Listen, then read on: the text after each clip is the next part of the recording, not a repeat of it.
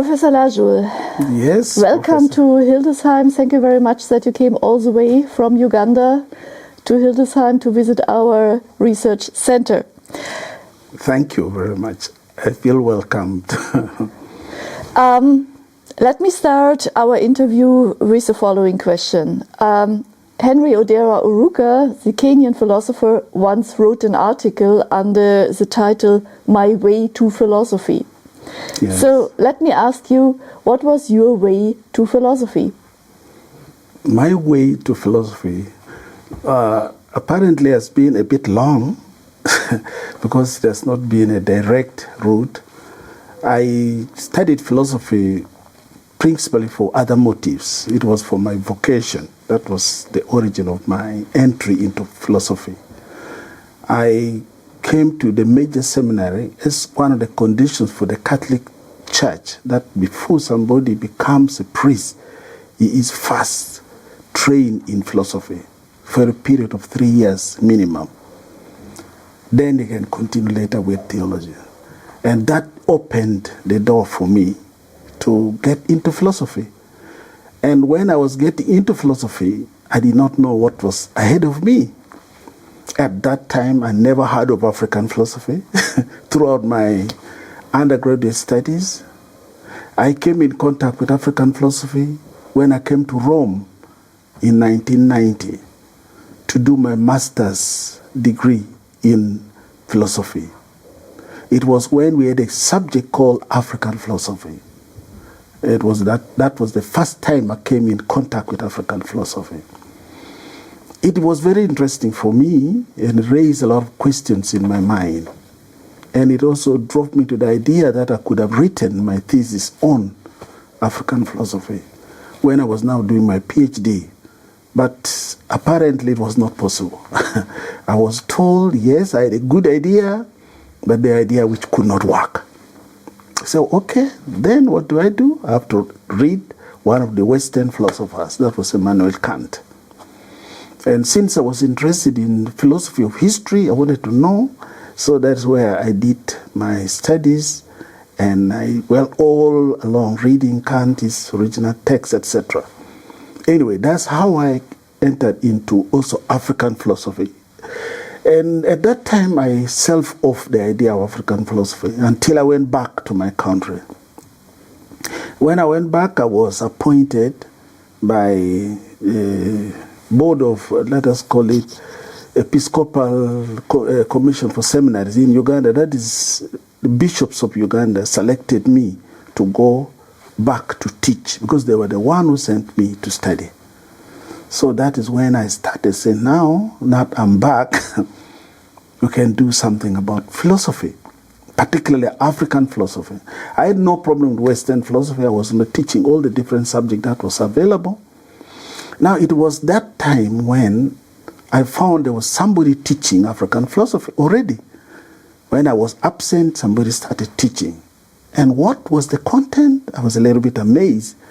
We were basically looking at the basic African political figures, like Julius Nyerere, Kwame Nkrumah. So I said, Leopold Senghor. I said, no, is this really what African philosophy is supposed to be? I could not dismantle the system. Then only 2 years I was transferred to a major seminary. That is in northern Uganda. That's when, again, I was now given the subject and the liberty to teach African philosophy. It was there that I started really my research. And I felt the content of African philosophy, as it was being taught, wasn't right. It wasn't sufficient. It needed something much deeper. And of course, 2 years down the line, again, I left for another study, which was a postgraduate diploma in education, and was offered at Makerere. For 1 year, I was again distracted. I was fully for that course.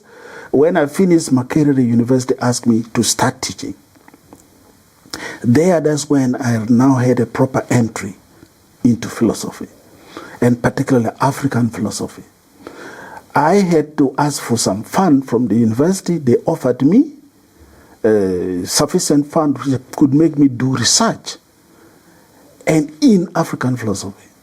And I did it, and a book was published out of that research. The book is titled African Philosophy, Critical Dimensions. It was published in, the earliest time was now up to 2014, because it took me time before I could get the nitty-gritties together. I had to travel to West Africa to meet people like Kwame Gyekye. He was still alive. I went to the University of Ghana. I went to the University of Nairobi, and I did my research. I visited their libraries. I came in contact with their books and their writings. That's when eventually I put in together African philosophy, which in my view should be a basic text, that book, a basic text for introducing any student into the subject of African philosophy. That's how I entered into it. And then, of course, later, through Makerere again, I did another research. Now, it was aimed for master students. I wrote another book, African Philosophers, a Critical Appraisal. The idea was now, if I've introduced African philosophy, who are the African philosophers? There were so many from which to pick that I had to pick only 24 for some depth. Because if there were too many, I was not going to. So in each of those philosophers, I looked at their life history. I looked at all their publications. I looked at the key philosophical ideas they had. And I critically discussed. It was not just a question of presenting them. I either agreed with them or I had my opinion. And Odera Ruka was one of those. He was one of the philosophers. Yes, this gives me a good chance to ask my next question. Yes. You mentioned some names now already, like Immanuel Kant or Kwame Gyekye or Odera Oruka. So who do you think was particularly influential for your own philosophy? My own philosophy, initially, my study of Kant was very important. Why was it very important? Because when I studied Kant, I realized that Kant's earlier views were not exactly the same like his later views, and that was very clear in my view. So there was growth in his development, in his philosophical thinking. At one time he thought nature, we should follow the laws of nature if we are to understand the realities of this world. But at a later stage he said, no. We should not follow the strings of nature. Human being must instead influence, make nature give answers to human problems. And that has been classical in his, and that has a lot of influence, in my view, even to modern science. Because when now you are saying we are no longer studying nature to understand the laws of nature and how it works, we are now to design our own program and subject the laws of nature to human rational thinking so that nature gives answer to human problems. That was very drastic and that was very key.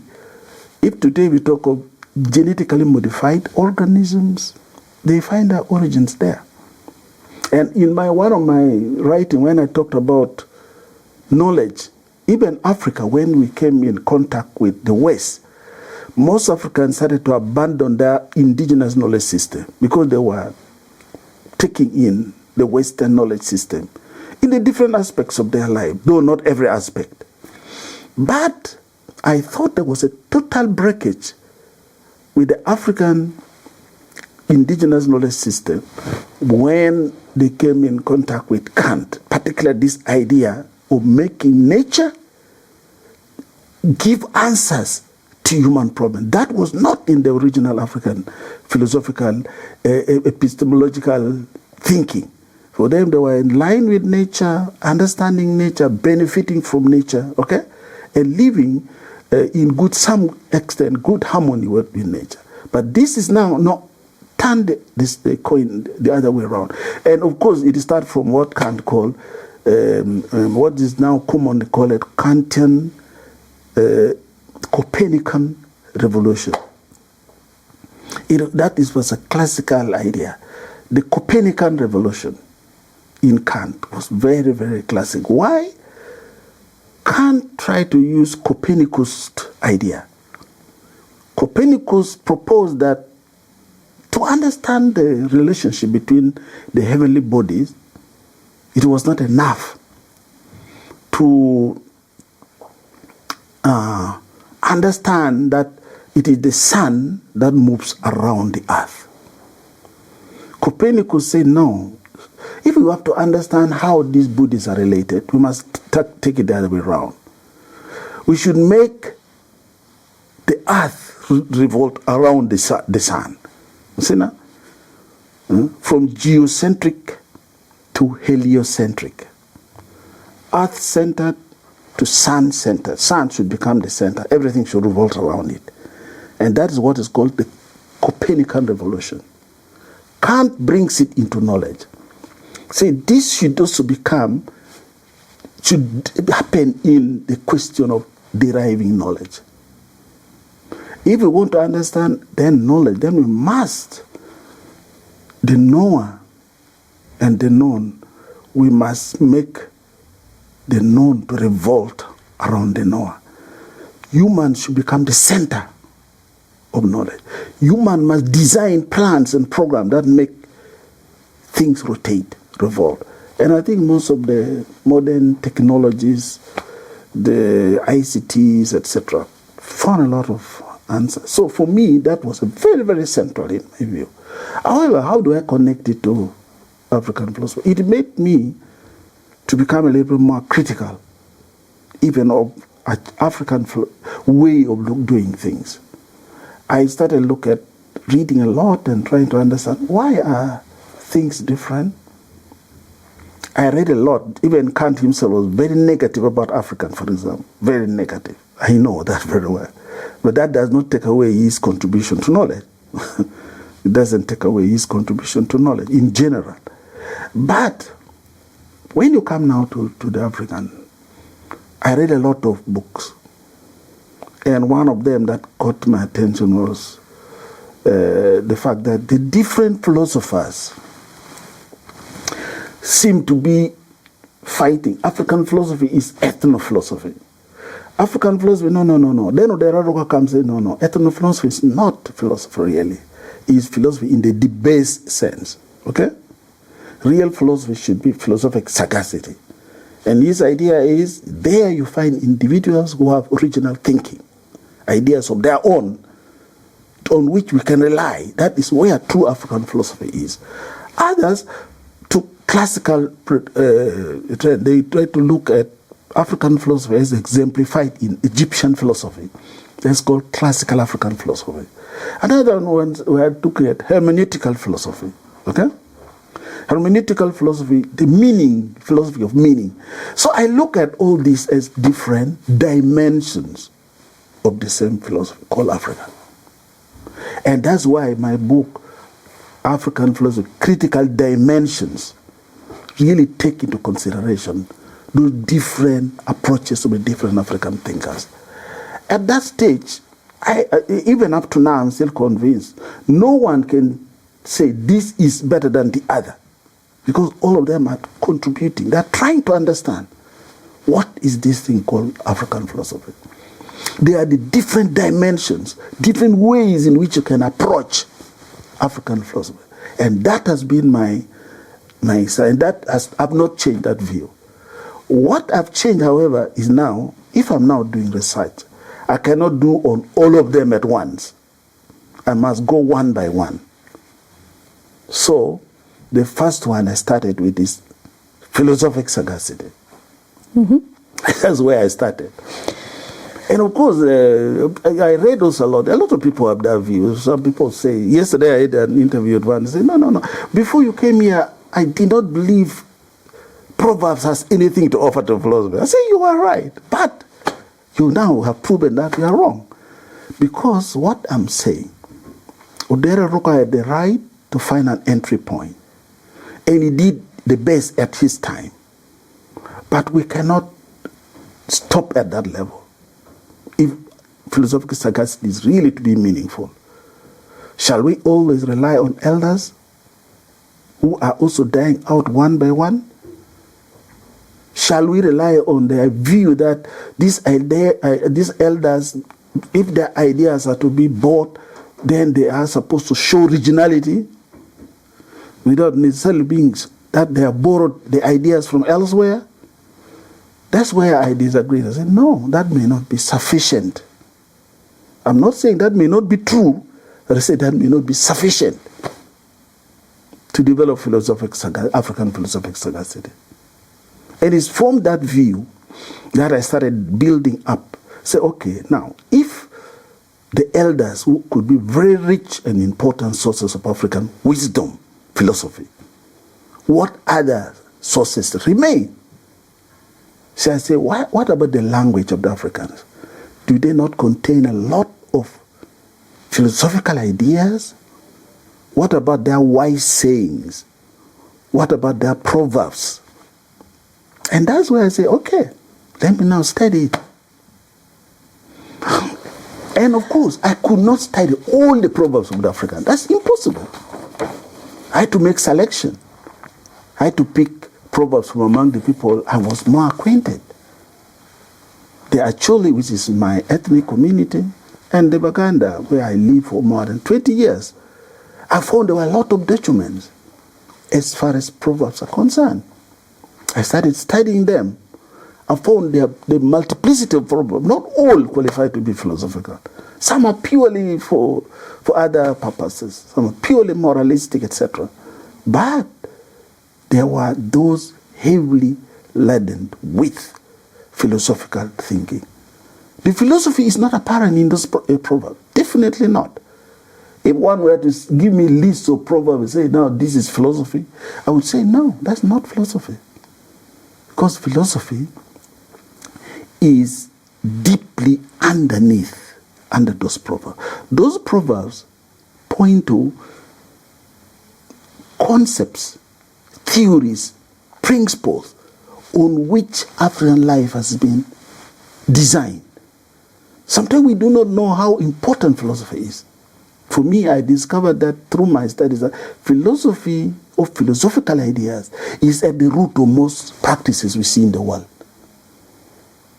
There is a deep explanation as to why things should be done in this way, not the other way around. I gave an example. If in America the educational system is pragmatism, because one of the thinkers in the American continent developed pragmatism, and people bought the idea. They thought it's a good idea even to inform education. It doesn't mean every American believes in it. No. No, definitely no. Thank you for your very rich answer, which already explained your approach to proverbs now, and also thank you for giving already a definition or kind of understanding of what the concept of philosophy for you is. Nevertheless, I would like to come back to the influences to your thinking. You explained that Kant was so important, but also you are influenced by Proverbs, for example, African sagacity from your area, at least from your own native language, Acholi, and you are also influenced by the discourse on African philosophy, the big issue, what is African philosophy of the last 50 years, maybe. Yes, yeah. One of the main topics today in African philosophy is the question of decolonization. The decolonization of the mind, the decolonization of concepts, as part of a whole enterprise of decolonizing Africa. So my question is, how do you understand this process of decolonization of the mind, and how do you see it, or how do you think to deal with your Western education on the one side and the African influences on the other side? You're being raised as a Catholic, so being also raised in the Catholic Christian church thinking system, and the need for decolonization. So how would you describe the task of decolonizing the mind in Africa?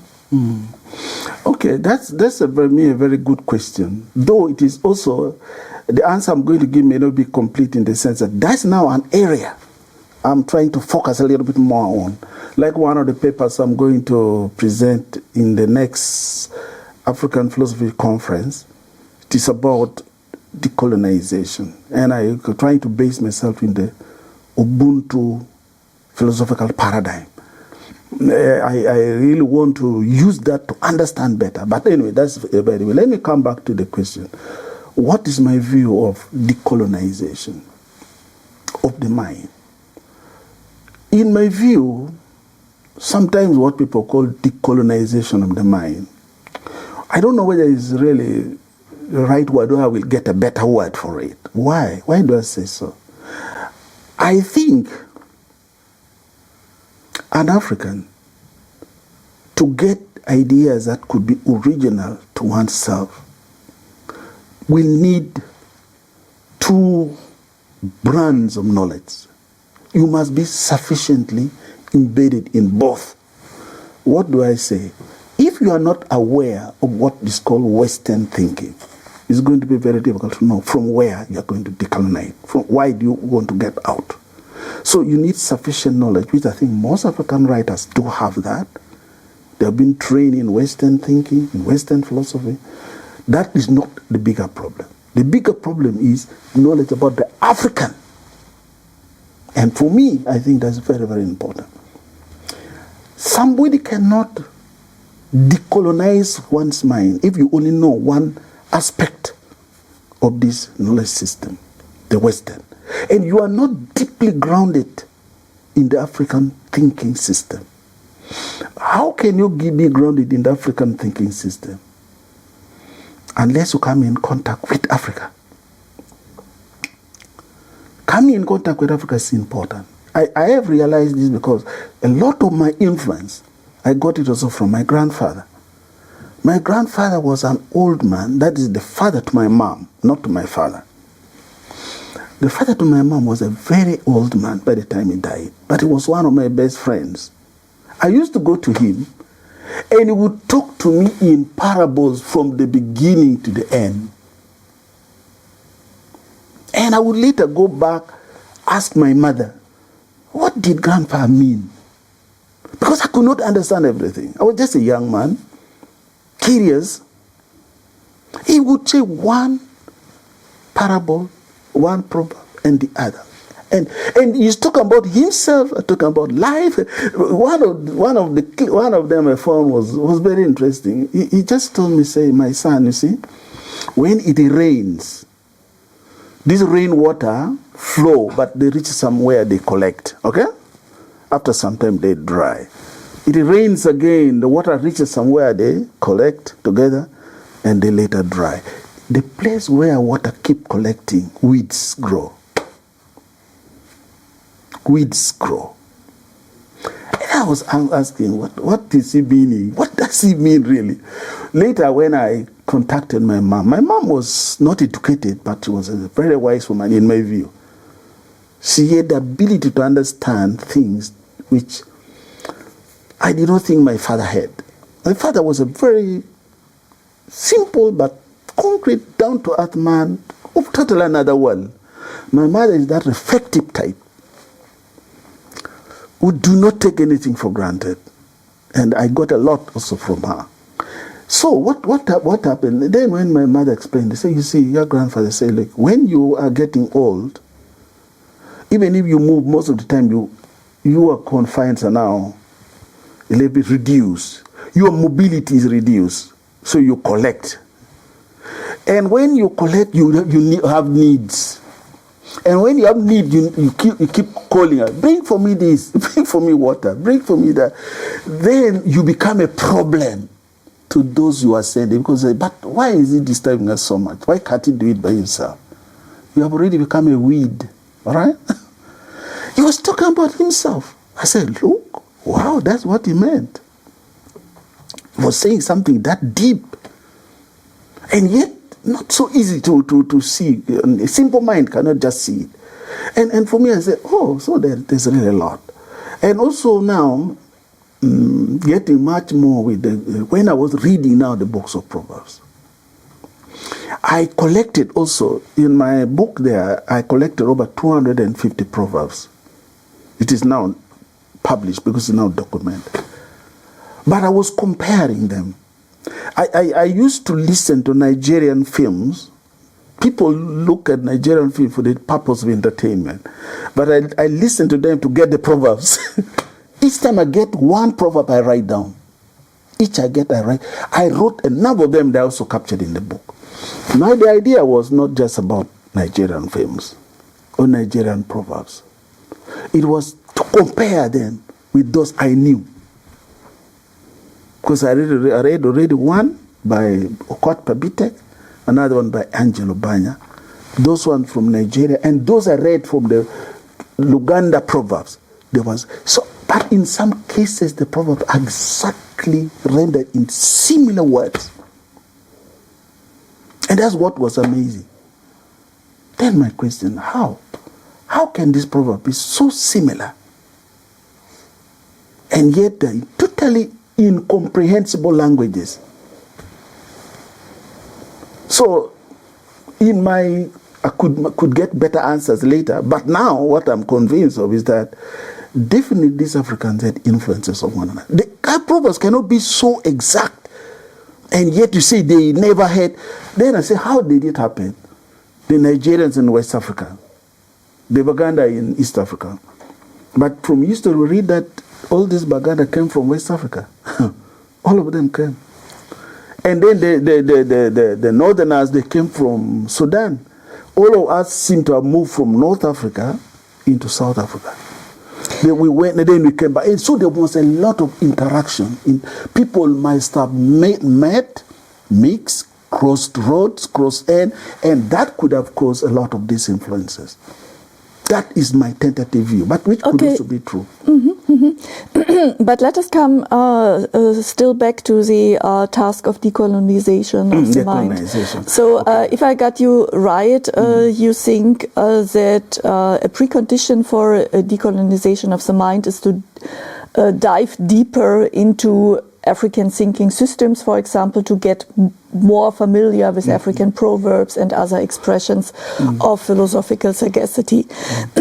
Now, in the discourse on decolonization, it is often mentioned that because of being educated in the Western categorical system, in the history of Western philosophy, in Western languages like English, the epistemic framework with which you, as in the academic system of the West, trained philosopher, perceive African knowledge now is already interrupted or shaped from a Western point of view. And so, as Kwasi Wiredu and others already tried to figure out, or Valentin Mudimbe, of course, the big question is how to approach African knowledge with the means of European languages, with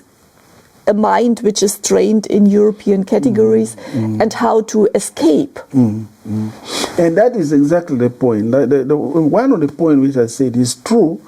We have already been gravely influenced from our childhood through education, Western education, even using Western languages, okay, like English. But it is also important that despite the fact that I know Western language, I should also be grounded in my language. Because the remaining deposits of African, let us say, indigenous knowledge system still remain in that language I've learned. Now, my bigger problem comes when somebody is totally detached from childhood. There are some kids in Africa who do not speak their vernacular, their local language, from childhood up to the university. It is much more difficult for this kind of people to decolonize the mind. That's my view. But at least the minimum required is knowledge of the indigenous languages. Because even me, if I did not have knowledge of the Acholi, I would not understand these proverbs. I wouldn't. I would not. And that is the point. Even though we are being influenced through and through, like for us when we were children, in the school we speak English, but at home we speak 100% vernacular. With our grandparents, with our parents, with all the relatives, we speak indigenous. We see indigenous system still at work. For the way, even though we talk of a lot of westernization, yesterday when I was talking with Monica, Dr. Monica, I also mentioned, look, missionaries think they have converted Africans, but they have converted half the Africans. Why? Because they have not taken time to understand this African, how he relates to what he called God, the invisible reality. He did not have the time to understand. Because he did not have the time to understand, he speaks to this from purely Western point of view. He will tell African, let us say somebody suffering from a chronic disease. Oh, you know, you go to the hospital, but let me tell you right now as I talk, Africans who are having these perennial diseases, these diseases that cannot get cured, when they go to the hospital, the very doctor, who are well-trained doctors, with each amount say, you seek indigenous solutions. They are well-trained in Western medicine. They know almost all the, also they know what works and what doesn't work, all right? Then yet they reach a moment, they'll tell you, go to seek indigenous method of healing. Mm-hmm. And the Africans are doing, so people should not think Africa 100% uprooted. Many of them, they will say, okay, Father, you have talked very well, okay? But he goes and does exactly what he believes it is in his traditional practice would be a better solution. For example, this is a very, okay, let us talk in the Christian theological sense. Sin is considered to be bad. Let us say one of the worst is killing, all right? The Western theological framework tells you when you have killed, confess your sins, then your sins are forgiven. For an African, he will not believe his sins are forgiven. Because by killing another, he has not only offended the people, but he has also offended God, okay? He has offended the ancestors. Unless this person goes through traditional healing system, psychologically will never get off it. He will never get off the guilt from his heart. He will never think he has been forgiven. And yet the priest has already dismissed him, that you have been forgiven. Okay? But he will not. This tells you how deep some of these African philosophical thinking are and their life system. This person does not believe an individual is able to forgive me. The entire community.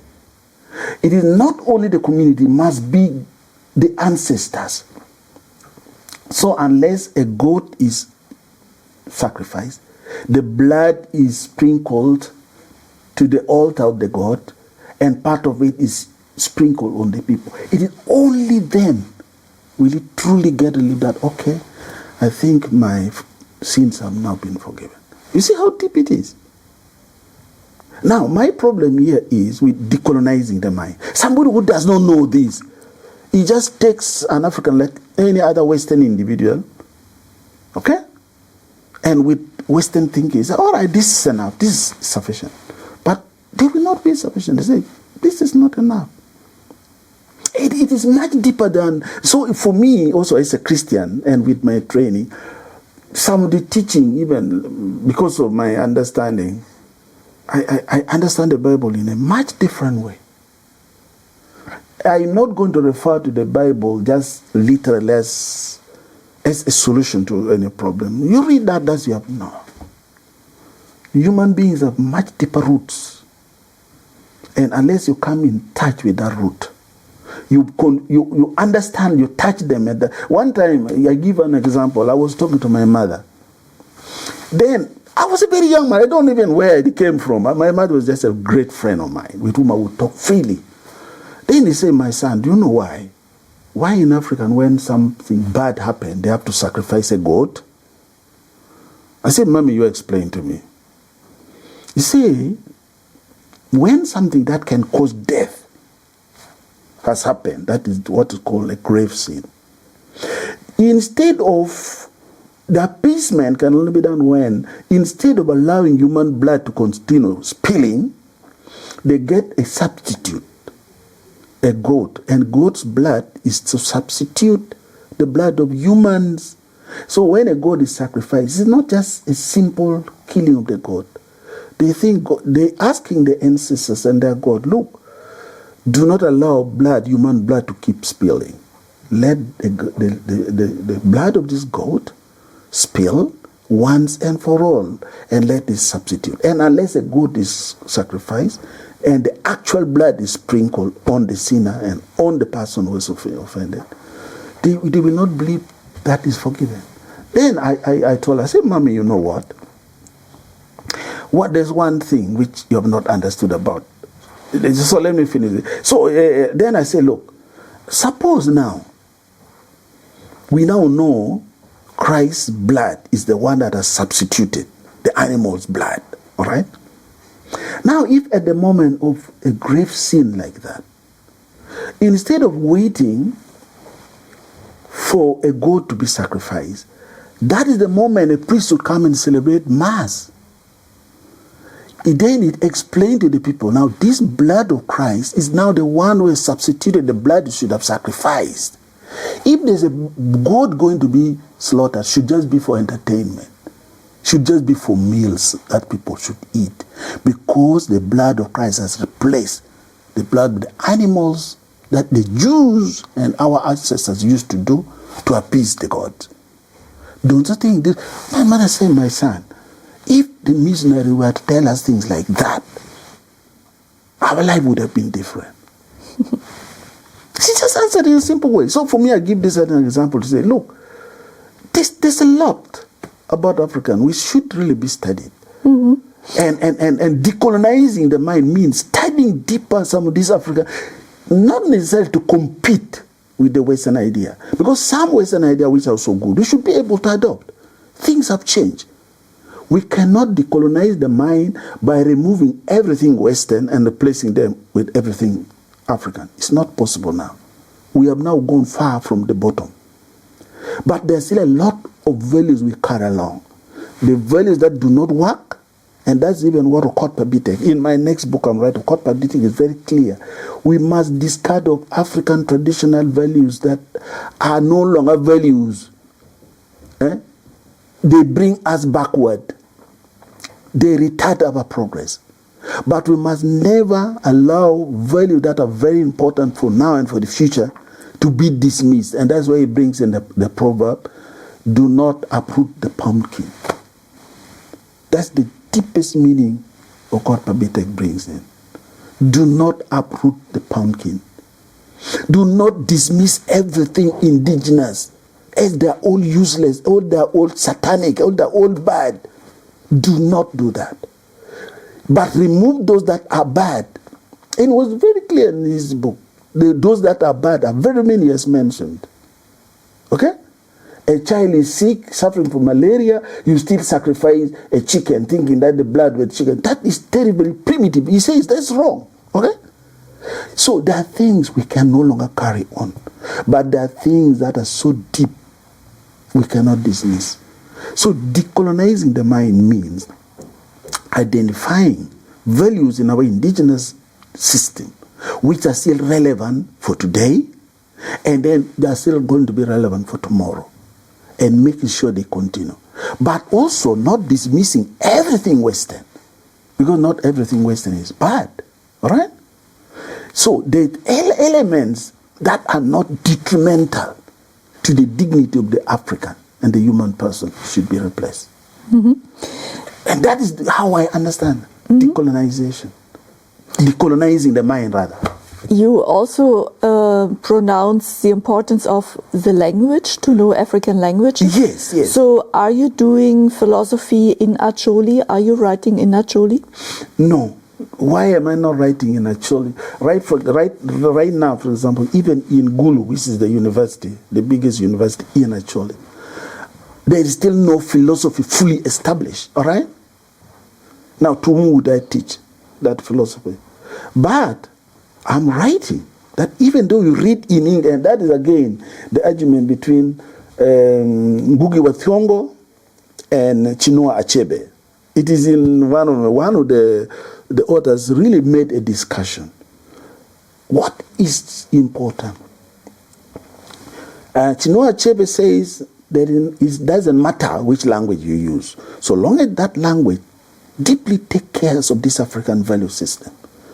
Ngugi wa Thiong'o said, no, that cannot happen. You must use indigenous languages. Okay? So these people are also divided in that view.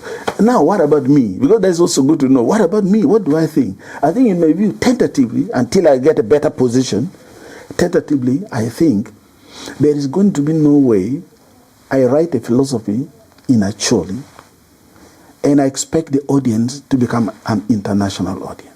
It's not going to be possible. So what do? I must not leave out this deeply Acholi indigenous thinking system. I must put in the language which I've learned well, but in the way I've understood it, so that those who also don't understand Acholi will understand that philosophical thinking. That's the only way that knowledge becomes more widespread. Okay, so again about writing in Acholi language, I think that would be the best, in the sense that what you can capture in that language. Some of them are very difficult to translate. I have two examples where Okot Pabitek himself wrote this first book in Acholi, We Pa Lawino, which is translated now as the Song of Lawino. He tried to translate it himself. It came into two different books. Actually, there's somebody writing on it right now. How different the Song of Lawino is from We Pa Lawino. Because the ideas in the song, in the Way of Palawin, are so deep and different. He could not himself translate them into English. So and then he had to leave a whole chapter was not translated. That tells you the difficulties in, and yet the richness of Way Palawino cannot be compared with the one in the Song of Lawino. And right now there's another student of mine was written a dictionary in Acholi language. Because this Acholi dictionary, she has given a very interesting name. It's now called Derolog, which means the granary words, which is the better translation of the word dictionary. Because up to now, nobody had yet translated the word dictionary into Acholi. It will use dictionary, but all still the same English word. But now when she has translated this book, Derolog, it is typical and it gives a better picture of what a dictionary is. Because a granary is where goods are stored. But now this good which is being stored is only of words. A granary of words. Which is a better translation. And yet, I don't know whether very many people, and I think that book is good. And she has already published it, and let it be, because anybody who wants to study actually would. And then lastly, I wanted to say, yes, if it were possible, and then I will find time maybe to write, but maybe something brief, as a brief content of Acholi philosophy in Acholi. And later people will struggle with how to translate it. That will be another thing. Yeah? That will be another thing. My contention is that translations are not always as faithful to the original ideas as they claim to be. Yes, of course, this is a very important point, and actually it is interesting that you are also pointing to the difficulties to translate African Exactly. oral or written texts into English, for example, because Professor Alena Retova in her lecture in our series also showed interesting examples of how it is changing also the content to translate something from an African language into English or French, for example. But this, I think, is also underlining the difficulties of a project of a decolonization, right? Or it is also underlining the need of the project of decolonization. Yeah, thank you very much for your answer, and I would like to ask a follow-up question now. You underlined the need to write in English to reach a broader audience, to make African ideas more known worldwide or over the African continent, which is a very important task, of course, already due to the high number of African languages in your own country and on the continent. Nevertheless, let me compare the situation a bit with the situation in the German-speaking world. So German is also not such a big language community in comparison with English, but nevertheless we continue to write our works in German. Some of them are then translated into English, or we as academics now work in a way that we also write in English, but also in German to reach the German-speaking audience. So how do you see maybe also the educational function of writing philosophy in your native language, Acholi, or in other African languages? And that for me is the ideal, is the best. Because there's no any better idea that I can express in Acholi, which can be easily, because many times we struggle to translate what our ideas, which we have captured or understood in vernacular, into another worldview. Because when you translate, you want to adapt it to be understood in another worldview, another way of thinking. So the word you choose will compromise the very original one. So for me, writing in original language would still be the best, and should be encouraged as much as possible. But on the other side, politically, we should also encourage the teaching of those languages. Because now the problem is, there are two versions of this language. The one that is spoken in the villages, sometimes it's more original, but also has a lot of errors, grammatical errors. When they are now taught in school, those things are harmonized, okay? They are structured in a way that even other people can learn it better. The biggest problem is that some of these languages are not being taught in our schools at all. They are not being taught as subjects that students should learn. And they're creating a very big generation. When I was a student who used to learn Acholi also as a language in class, as a subject, tells you the structures, sometimes where they differ from English and other languages. They try to tell you. So you know slightly a structured language you're speaking. And many times when I hear young people speak my language, now they are trying to adapt it to fit Western. Where there's no plural, they put a plural. that need did not exist. Simply because they are trying. And one, because they are not being taught formally. On the other hand, Luganda is being taught formally in a much deeper way than any other Ugandan language. Yet, it is only one of the 41 languages. The other 40 languages are not Luganda. And politically, it creates resistance. Because when they want to teach Luganda in any other native area which is not typically Luganda, the people refuse. They say, no, that's not our language. Yet that's the only language. So at least in Makerere, the only three native languages being taught is Acholi, Luganda, and it's called Runyakitara. Those are the only three languages being taught. At a university, in Makerere, in Uganda, out of the 41 languages. Now, it has a lot of disadvantages on these other languages not being taught formally. So for a language, for you to write in a language, it should also have its equivalent that it is being taught. Somebody can see the structure. So somebody who wants to study your language or read your work can also go to the formal sources and be able to understand what you are writing. And so that is our biggest task. And actually this comes again to another issue, question of policy. Actually right now I'm writing a research project about language and learning in lower primary schools in Uganda, the urban, rural dynamics or complexities. I'm sending it to Spencer Foundation. I'm about to finish, right? And again, it's a very passionate thing. Language of instruction. Leave alone teaching the language. What is the language of instruction? German, yes, a German language is a language of instruction, not only a language of writing, language of instruction in schools. The case of Uganda is totally diverse. In nursery schools, there is no regulation.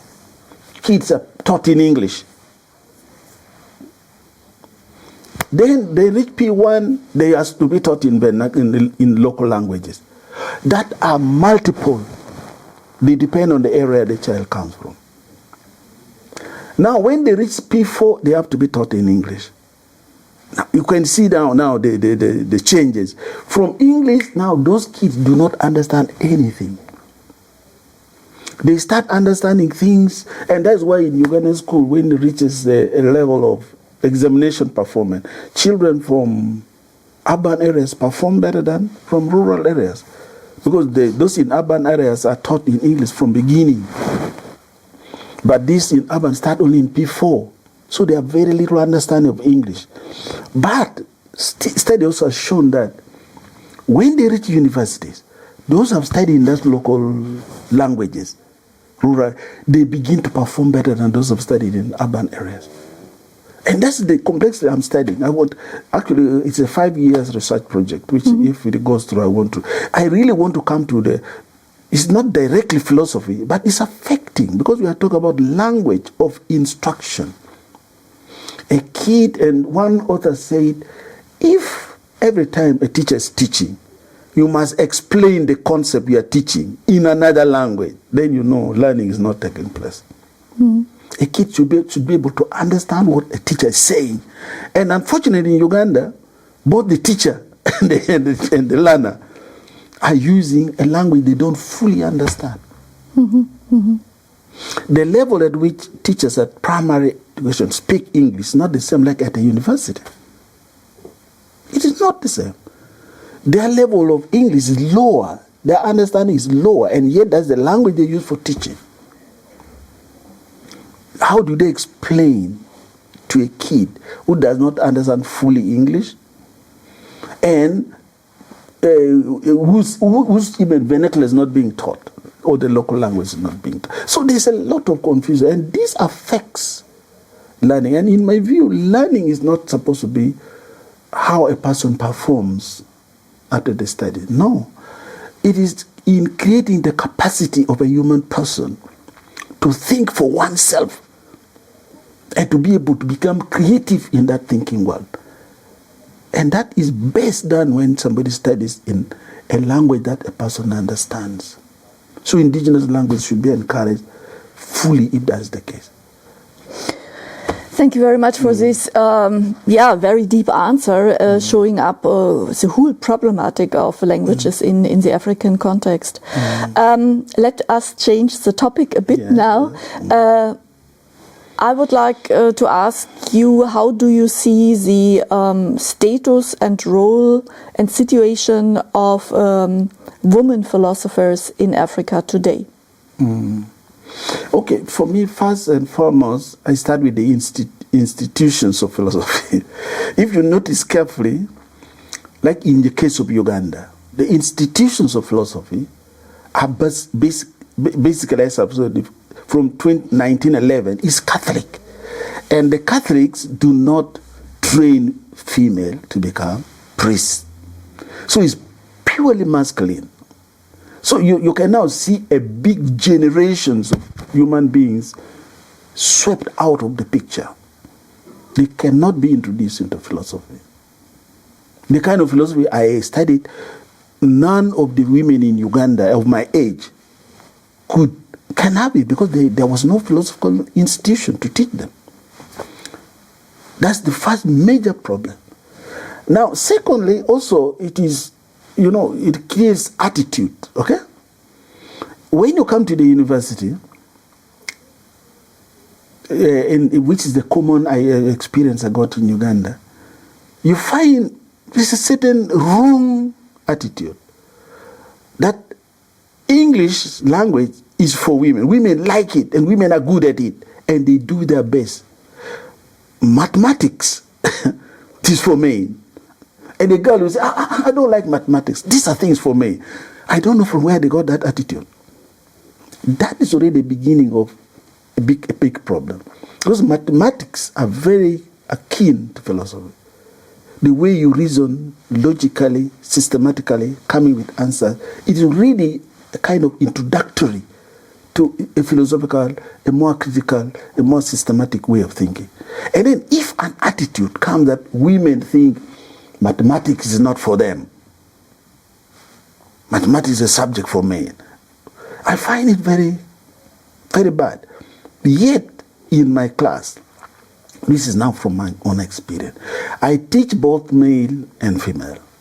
But sometimes I find that some of these female students do it better than the male. They do philosophy better than the male. That is the truth. Not all, but like for logic, my best students when I was teaching Makerere, a number of them have been females. And when they get, for example, in philosophy, they are really thorough. So it's not a question of capacity, it's a question of wrong mentality and denial of opportunity.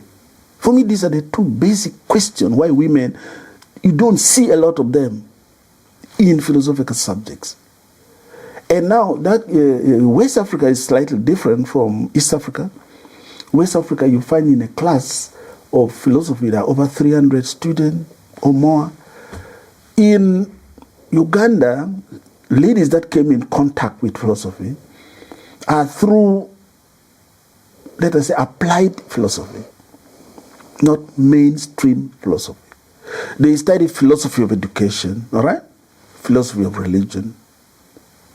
These are the applied philosophy. But the mainstream subjects of philosophy, many of them do not study. By the way, that is even some of the students, like one, you find they have done social sciences with only one course in philosophy. Then later they find it interesting. They are now doing masters somehow in philosophy. Then later they come. But they lack some basic ground. It's not their fault. They have not been exposed early enough. So for me, one of the biggest problems, particularly in Uganda, is not about capacity. It's about opportunities. So unless more opportunities is given. And then secondly, I also think philosophy should be much more mainstreamed in our universities in Africa. Like in Europe, anybody who has gone through a university has done one or two subjects of philosophy, if I'm not wrong, okay? But not in Uganda. Some people have never heard of philosophy until they're doing their PhD here. What is this degree called? Philosophy degree. Why is it called so? They even don't know. So they have not come in touch, both male and female in that sense, not only female. Then if the majority of Ugandans do not know philosophy because they have never been introduced at any level, then it becomes very difficult to judge the interest of the different groups. So for me, I think it is a matter of urgency. We need a kind of deliberate step to be taken. And Ugandan educational system must take into consideration that certain aspects of philosophy should be taught across the board, like critical thinking, because that is necessary in any subject. that sometimes in some universities, actually in Makerere, we were asked to design a program for critical thinking to be taught across the university, and then ethics, introduction to ethics to be taught across the university. But it was never implemented. I was the head of department, we organized, we prepared everything. But then the university, but we don't have money to roll it out. We don't have personnel to teach them. Because there would be a few members of staff in the philosophy department to teach across the university. A university of 45,000 students. That is practically impossible. Unless people are capacitated much earlier. So for me, a person who has done introduction to ethics at undergraduate level, and as somebody who has done critical thinking, and even if he's doing medicine, they can also introduce in the area of medicine those subjects. And that would have been an easier entry. But now, because none does it, so the university got overwhelmed to roll it out. And actually, even it's only Makerere in Uganda, apart from these religious institutions. And even the religious institutions, I have to distinguish. The Anglican Church don't see the relevance of philosophy. Okay? So they don't teach their students philosophy. Even for their pastors. They don't. At least that's what I know. I may be wrong. Okay? They don't. That is also another problem. It is only just the Catholic clergy who are trained thoroughly in philosophy, and they remain a very small percentage. And then that's the disadvantage to the country. The Anglican Church would have been better because they teach their pastors. Sometimes their pastors are female, and they would have had the opportunity. But unfortunately, they don't teach it. Mm-hmm. So from that point of view, just to wind it up to say, the women in philosophy, like in Uganda, I see their number is low, not because they don't want to, they have not been exposed to. Okay? And then the opportunity, if they are given, I see that they are always very good. The number of women who are really good, but if the opportunity, and of course there are also some practical problems, and that's one of the problems I found. We identify a number of female students who are very good in philosophy or in different branches of philosophy. We earmark them to come, but then they get married, and once they get married, they forget about studies. That is a practical problem. I don't think it's a problem that could be overcome. Because many say, where do I have the money? I have to take care of my children. And then the interest is lost. Yet they are capable of. It's maybe not the interest, but it is a structural problem. It's a structural problem. To combine family and academic career. I mean, that's a very good point. We are facing such problems. Exactly. In Europe too, of course, to combine academic career, childcare, and raising a family is not an easy task. Yeah. It's not, and that is why most graduate studies have a lot of problem with that kind. And I don't know why. There's a lot of hurry in Africa. When a young man has finished first degree, the next program is marriage. Mm. Okay. Then once they get married, they get caught up in the wave of marriage responsibilities. Then getting out of it is a real tug of war. Not even only for philosophy. For any other subject, they really struggled. While when I did my master's in Europe, I was pure a student, 100%. And I had that's why I was able to do my master's in 2 years and PhD in 2 years, because there was nothing to distract me. But those who study in our university, sometimes a PhD takes 7 years. Not because they're dull, but because they're already caught up. That's the time some of them are working. They are not given study leave. They are married. They have children to look after. Then they have studies and responsibilities. How do you combine these three heavy responsibilities? It makes it very, very difficult. That's why at the level of masters and PhDs, they get fewer and fewer. But for me, the breaking ground should be at undergrad level.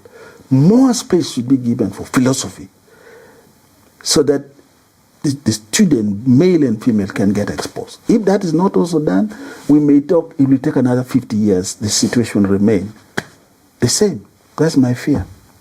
Hopefully not. Yeah, since you started already to talk about the future, so my last question of our interview today is how do you see the future of philosophy in Africa? And here I have to really be also very clear. I see Western Africa have picked up philosophy, and it is just a dulling subject, to be frank with you.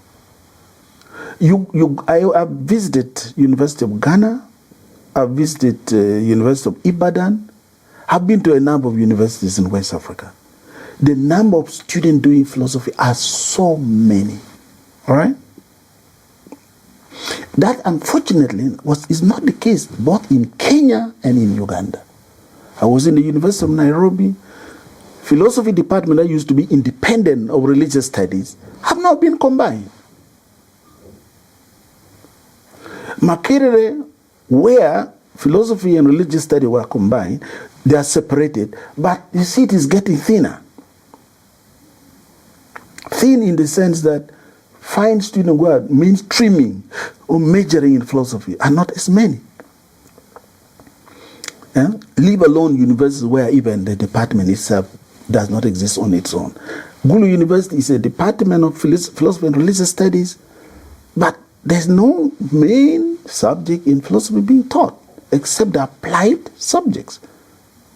And for me, that is not a good future. How will you have a future? Actually, even Makerere, I found there was a big problem when I came to Makerere. The staff members were all qualified philosophers, but they refused to teach masters of philosophy. Yet it was a program approved. Then I was wondering, so when we brought in to attract students to start doing it, became also a problem, but eventually it started. Now we have masters of philosophy. But for years, there was nobody teaching masters of philosophy. Now they've reached a moment when these professors who are up, they've now retired. They've gone out of work.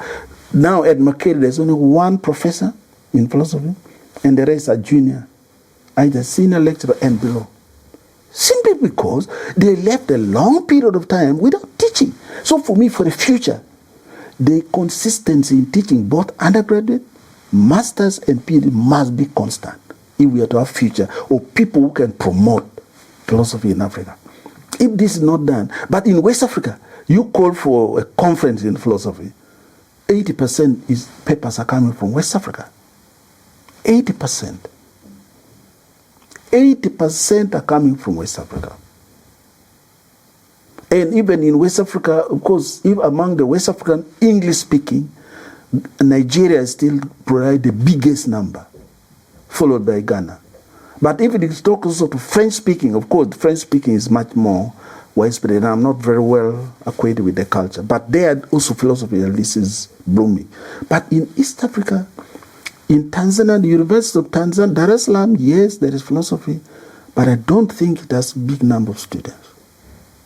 And the argument they give, which I feel is not convincing, what job does philosophy provide? That is the only argument they give. They want a job that if I finish work here tomorrow, I can go to that office to ask for a job.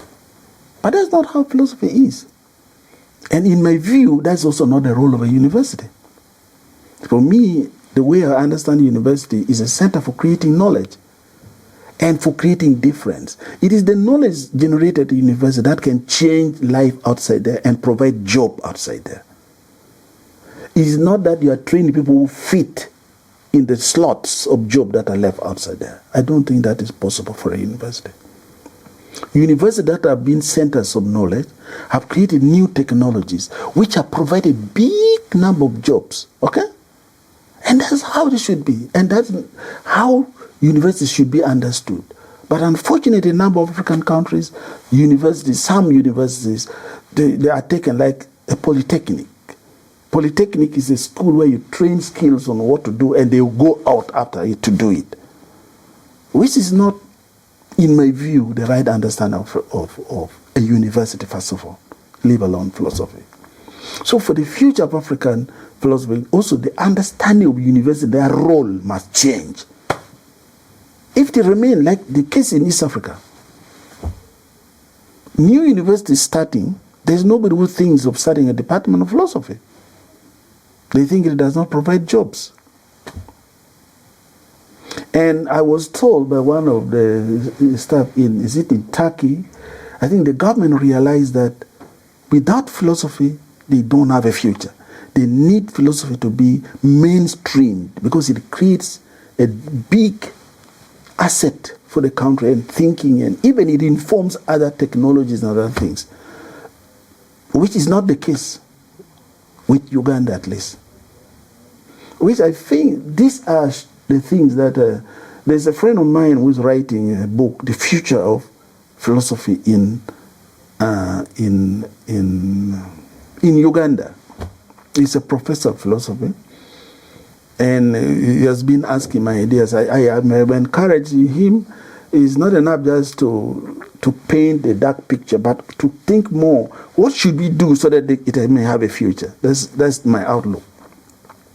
If we are only just studying to find out whether the future of philosophy in Africa is blurred or not, most likely we are going to think it is going to be blurred. That finding is likely going to be in direction. But if we look, what should we do so that the future is brighter? Then you propose things to do. Already at undergraduate level, but in some countries, actually, even in primary schools, in secondary schools, some elements of philosophy is taught. And that should be the way to go. And I don't see that one very easily coming, but it needs a lot of effort to convince stakeholders, policymakers, to mainstream philosophy or elementary philosophy, at least right from childhood, so that children get, acquainted and understand it, so that at the university they are much, much more interested. Okay. So, there's still a lot to do. A lot to do, frankly. On all levels. At all levels, yes. Particularly also on the institutional level. Exactly. Thank you so much for this interview, for answering all these questions and sharing your knowledge with us. Thank you. Thank you very much.